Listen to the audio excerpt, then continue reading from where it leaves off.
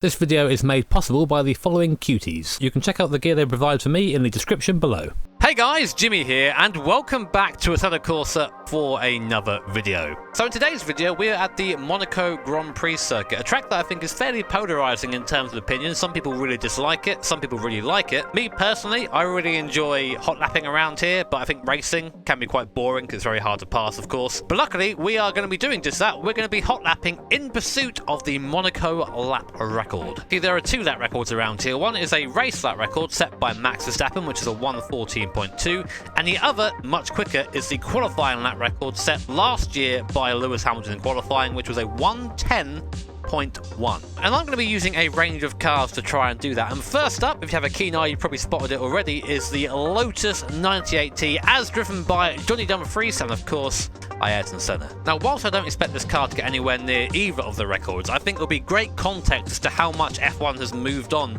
over the course of the years. A very quick background of this car here: 1500 horsepower or so, maybe a tiny bit less, on the qualifying trim, which is a massive 5 bar of boost from the big old turbo inside there. To give that some context, 5 bar of boost is more than 5 times what my R32 GTR runs on the street. And also has special qualifying tyres, which pretty much disintegrate after 1 or 2 laps. So let's see how close we can get to the lap record in this thing. It sounds good, doesn't it? Sounds alright, this. So I'm going to pull out the pits, get this thing warmed up, and then have a go at a flying lap and see how close we get. So the car is pretty much all warmed up now. I always forget just what a monster this thing is on the high boost setting in qualifying trim. It really is one of those great driving experiences in sim racing that I always recommend anyone to go and try. Anyway, lap time. Anthony knows. Second gear, straight line it best we can. 5 bar of boost coming down the front straight. 6th gear into Sandovo, braking nice and early. Block shifting there, down a couple of gears. And then up the hill, try and get the traction down. Follow the camber of the road, don't fight it. Coming up towards Massenet. 4th, then 3rd gear. Hold the car into the inside, use the throttle to get around. Then we go down to 2nd gear for the last part of Casino, so we get the boost on exit. There's the boost. Unleash it for a second, we go all the way down to 1st gear again. Just get the car turned in. Using that low gear to get a bit of a boost down to the hairpin. Really crank on all the lock, a bit wide there, but not too slow through regardless. Come back to the right-hander. Now get ready for the tunnel. Again, as close as the barriers as you want to get. This thing wheel spinning in 3rd gear coming into the tunnel. And already, just like that, we're up into 6th. About 280 Ks. Then heavy braking down for the chicane. We use 1st gear there just to try and get the car in the corner. Straight line again. So easy to slide out of there. Now to back. 3rd gear. Throttle early. Very early indeed to do that. Oh, coming into the swimming pool. Bit of a sideways action. That's what I'm talking about. 2nd gear for this last chicane here. Over the curb. Easy on the Frauer. Easy. Very easy. Now the Rasgas. Turn it in. Squirt the throttle. We're going to left foot brake through here just to get the car pitched in. And then drive to the line. How far off are we? Oh my word. That's a 1:25.8. And that's on qualifying trim. And that is 11 seconds slower. Nearly 12 seconds slower than the race lap record on qualifying trim in a car from the 80s. Now, don't get me wrong, that is a blast. But the reason why I included this car in the list, because I knew it wasn't going to beat any of the records, was to give you context on how far cars have come in the last 30 years or so. But anyway, Lotus 98T, a 1:25.8. Next up, something a little bit special. Yes, that's right, it is the Ferrari F2004, rumoured towards the end of the V10 lifespan to be running somewhere near 1,000 brake horsepower. Of course, the big difference between this car and the other car is that this is naturally aspirated, a lot more downforce, but we do have the grooved slick tyres, which will slow us down a little bit. I would love to see this car go around on slicks at some point, but I guess that's something that we aren't going to see for a while. And yeah, a lot easier to drive as well. Flappy paddle gearbox, no clutch, no heel and toe, no H pattern, so much more focused on getting that extreme lap time out the car. Can it be a 1:14.2? Let's find out. Right, traction control firmly in the off position for this lap of Monaco in the Ferrari F2004. Get a straight line and then machine gun up through the gears. Already in 7th gear coming down the Sandoval. Brake a lot later than we did in the 98T. And then we get to explode up the hill. The speed of this thing is mind-blowing. And then through Massenet, carrying the speed through into Casino. Watch out for that bump on the left-hand side, especially with no TC. Hammer the brakes. First gear on the way in. Easy on the throttle. And then first gear again for the hairpin. You've got to just let it roll around. Not too much power through there. Very easy to run into the wall. Steering lock is at a premium in this thing. And then again, first gear coming into the tunnel. And then we get to hit the V10 sing as we come towards the chicane down the bottom here. Went for 8th gear there, doesn't exist of course. So much speed through there and it comes on so quickly with the NA engine. Into to back. Tip it in.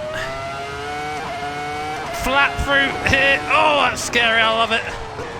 Bit of understeer coming through this section here, got to be nice and easy. Coming back onto power. Even though we have lots of downforce on our side compared to 98T, it's still very sketchy with no TC, as you can imagine. Sliding on the way to Anthony Nose. Hug the wall to the line. As a 1:15.9. I could probably get that down a little bit if I sat here and hot lap for ages, but that's kind of not the point of the video. But at 15.9, we're getting closer. Getting close to that race lap record in a car from 2004. Oh, I love this thing so much. It's such a different animal without TC as well. It's a lot of fun. But as I said, I think we could, if I sat here in a session this for like 2 hours, I could probably get that time down a bit. But this is more about context as to how far comes a car. How far cars have come, lol. And next car up is, well, we're going modern. Let's try the modern Formula 1 2019 car. So next up is a modern F1 car. This is one of my favourite mods ever for Assetto Corsa, the Race Sim Studio Formula Hybrid, basically a 2019 F1 car, complete with full working hybrid, which I have mapped to my buttons here. It's going to be essential for this lap, and of course slick compound tyres back on the slicks. So I reckon we'll should hopefully quite easily beat the 114, but beating the 110 around here from previous attempts I think it's going to be quite tricky, but we'll see how we do. Something to note as well is that we also have DRS to use on this lap, so another advantage over the previous cars, something else that's hopefully going to get us a bit closer to that record time. Let's get this thing warmed up and let's see how close we can get. I tell you what, I just forget how quick this thing is and how tricky it is to get a fast lap around here, so we'll do our best to try and get something that is a good representation. Through Anthony Nose there, DRS open, ERS on, and here we go then, flying lap in the F2019 car. Easy down there, big bump on the way in, pick up the throttle nice and quickly, then use the ERS all the way up the hill, 1000 horsepower under our right foot there, and then Massenet, roll it through, keep some throttle on, nearly lost it there, mid-corner, hit a bump and the car squirmed. That's why I love Monaco, truly a scary experience in any car on the edge. Now for the hairpin, same story as the other Ferrari through here. It's so hard to get through, you just have to roll it through and wait. You lose an eternity of time there, but that's the best I can really do through there. Can't adjust the steering angle unfortunately. Now through the tunnel, see if we can make up some of that time we lost at the hairpin. And then heavy on the brakes, coming down to the chicane. Let me try and straight line on the way out. Again, ERS already being used. To back, 4th gear on the way in. Pick up the throttle nice and quickly. Completely flat through that chicane. So quick through there in any car with downforce. Easy on the way into the chicane there. Very easy for the rear to come around if you're not careful. And now Rascath will use 2nd gear through here just to keep the traction nice. Anthony knows one last corner. Drive to the line. It's not going to be quick. In fact, is it slower? I think that is very, very close or slower than the Ferrari time. Jesus, Jimmy, what's wrong with you, man? You can't drive. Well, there you go. I've kind of said to myself that I'm going to give each car one proper flying lap instead of just sitting there and spending time on each of them, because that's not, again, what the video is about. But a 15.8, I'm pretty sure that's slower than the Ferrari. I've got to go check. I need to go check the time, so back in a second. Oh, the Ferrari was about 2,000 slower than this. So this does go quicker, but we're still yet to even get near the race lap record, let alone the qualifying lap record. We're going to need to up our game a bit, I'm thinking, go and find something a little bit quicker than this F1 car around here, because it seems that I need it. I need the extra speed.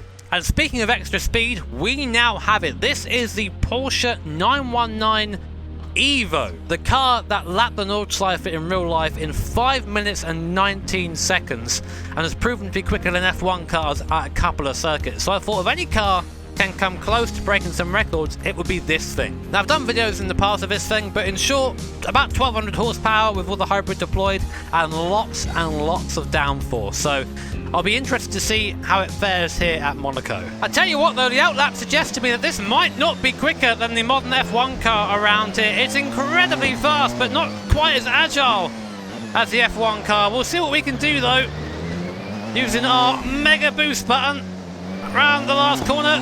Boost on, watch that speed climb. It's just an insane amount of boost there. T1 then. Second gear through there.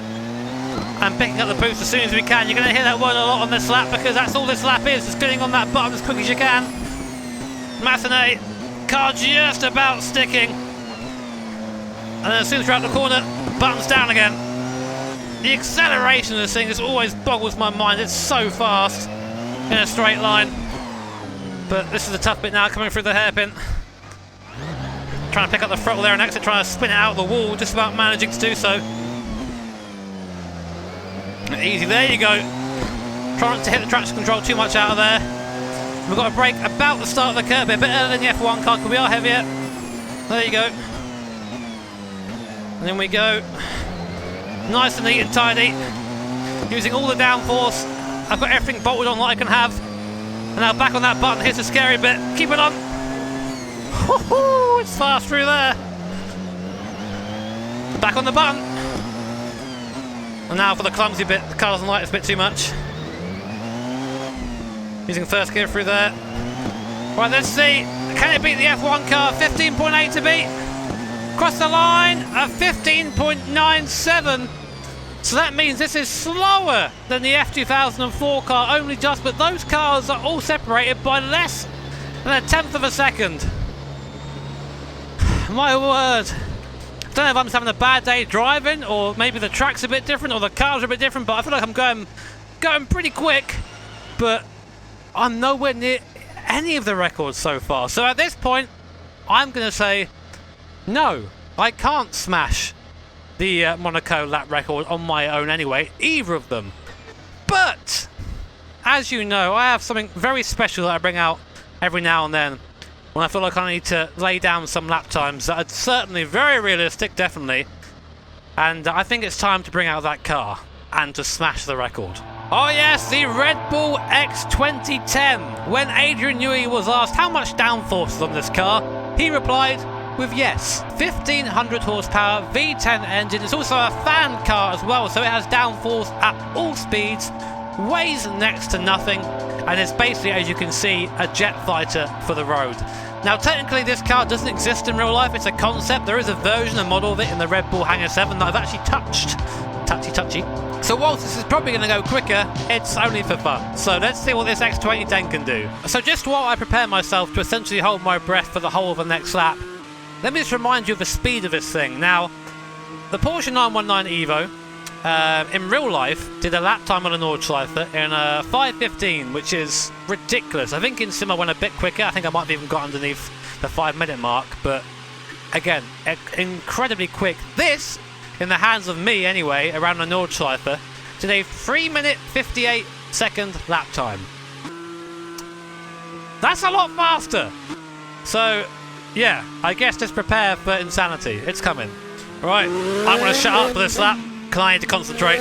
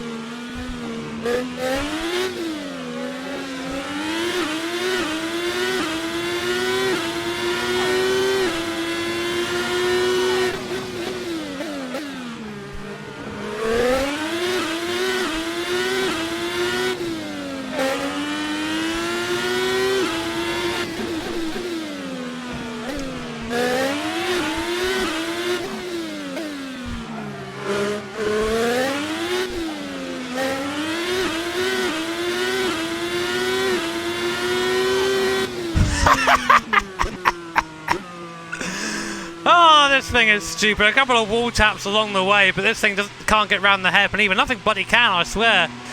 But sub 1 minute lap at Monaco. I think that counts as smashing the record, but that is absolutely mad. I mean, okay, you know, I said to myself at the start of this kind of challenge that I was only going to give myself a couple of laps in each car because otherwise I'd be here forever and this video would never come out.